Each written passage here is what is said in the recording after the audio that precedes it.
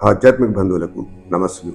ప్రతి ఆది మరియు బుధవారం మనం మననం చేసుకునే శ్రీమద్ భగవద్గీత సందేశం అక్షర బ్రహ్మయోగం నుండి 1, 2, 3 మరియు 4 శ్లోకాల యొక్క భావాలను ఈరోజు మనం తెలుసుకున్నాం.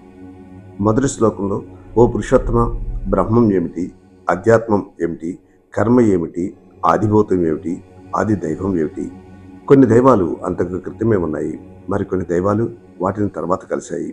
అర్జునుడు ఈ విధంగా ప్రశ్నించి దాన్ని పొడిగిస్తూ రెండవ శ్లోకంలో, అధియజ్ఞ కథం కో ఆత్ర, యజ్ఞాలను చేసేవారు ఎవరు, పూజా విధానాలు ఏమిటి, ఈ శరీరంలో ఆదియజ్ఞ ఎవరు, మధుశోధన, క్రమశిక్షణ కలిగిన మనస్సు జీవితంలో చివరి ప్రయాణమైన మరణంలో ఏ విధంగా అనుభూతి పొందుతుంది? ప్రతిరోజు మనం బయటికి వెళ్ళి వస్తూ ఉంటాం. ఈ చివరి ప్రయాణంలో మాత్రం తిరిగి రావడం ఉండదు. దీన్నే అంతిమ ప్రయాణం అంటాం. అదే మరణం.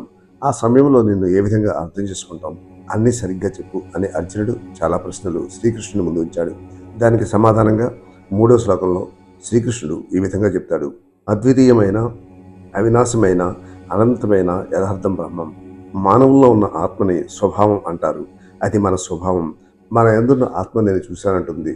జంతువు చూస్తుంది, అయితే ఆ చూస్తున్నదే ఆత్మ. కర్మ చాలా విషయాలను తెస్తూ కర్మలో మార్పును కూడా తెస్తూ ఉంటుంది.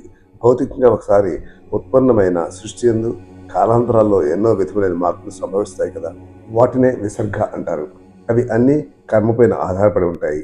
దాన్నే ప్రాసెస్ అని ఆంగ్లంలో ఆధునిక భాషలో అంటున్నారు. 4వ శ్లోకం, అధిభూతం సాధారణమైన ప్రకృతి, క్షరోభావ మార్పు చెందేది, నశించేది, తనకు తానుగా ఉన్న అధిదైవతం, ప్రపంచానికి అధిపతిగా ఉన్న దైవం. అధియజ్ఞో అహమేవ అత్ర, శరీరంలో అధిష్ఠించి ఉన్న నేనే అర్పించే అన్నిటి యందు ఉన్నాను అని చెప్పి శ్రీకృష్ణుడు అర్జునుడికి సమాధానంగా చెప్తాడు. తర్వాత శ్లోకం యొక్క భావాన్ని వచ్చే వీడియోలో మనం తెలుసుకుందాం.